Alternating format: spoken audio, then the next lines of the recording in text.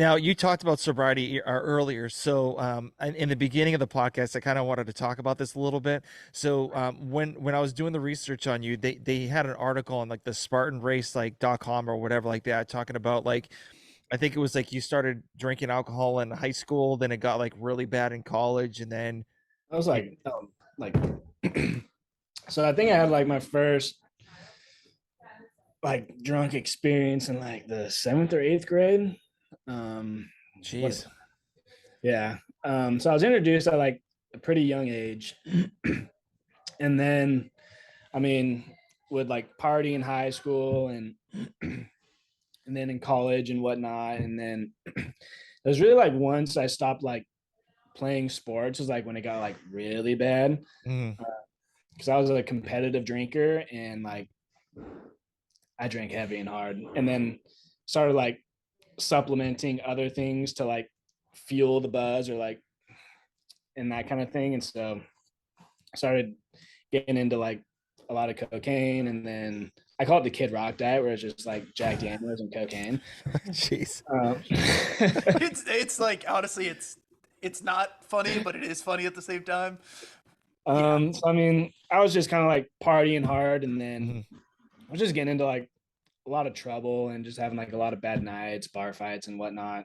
And so, I mean, I don't really talk about this a whole lot, but I was I got a DUI where I like rolled my truck, and it was just like at that moment it was like I got sat down by like a man that I highly respected, and it was kind of like, all right, you either change your shit right now, or you're looking like the realistic options for you are prison, death, or a life without alcohol, and where you can like thrive and prosper. Those are like your options.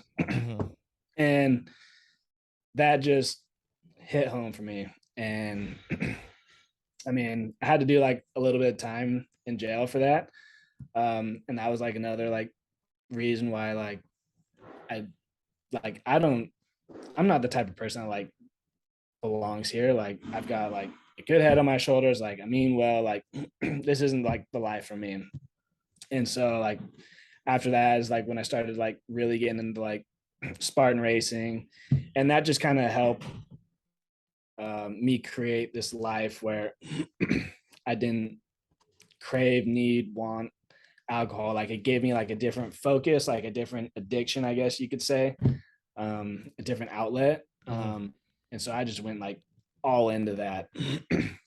And I mean, just kind of like a one day at a time type thing. And one day at a time led to like a month, led to a year, led to 2 years, led to four. And now we're at year six. And that's awesome.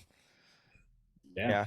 So do you ever like I've never had like never been like sober, even though like I would like to. Like I don't drink like heavy, maybe like one drink a week, but it's still like the next morning I feel like shit, Mhm. even after one drink. So do you ever get those like temptations at all, or like kind of like what do you do when like even like let's say Xander's like pounding like a bottle of tequila in front of your face? Like how He do you does handle not miss this? those days. Yeah, He sees what I I, go through, and like it's like, yeah, how do you handle those situations? so it was very, very difficult at first. So when I first quit, I literally cut off like all of my best friends for like 2 years, except for like maybe like a couple of them that were kind of helping me through the whole process. I'm hmm very, very grateful for my buddy Bobby Hetherington. He literally like held my hand through probably like the first 2 years of this whole thing. And he was probably one of the biggest supporters of me where like because I still wanted to like have a life. Like I didn't want to just like sit at home and not do shit. And so we would work out together. We would go. I was actually bartending while this was all happening too.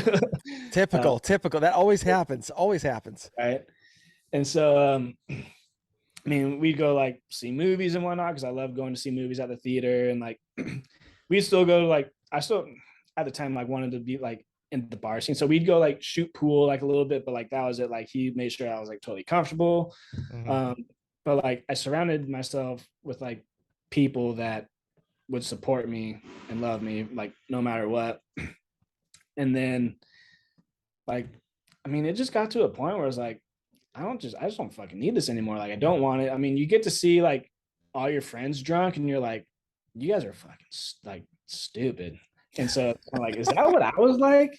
I would hate, and so it's kind of like seeing that, and so many good things just started happening in my life, like just with a clear head, and just doing the right thing, hard work. Graduated college, started getting like really good at Spartan racing, got into like the creative director role.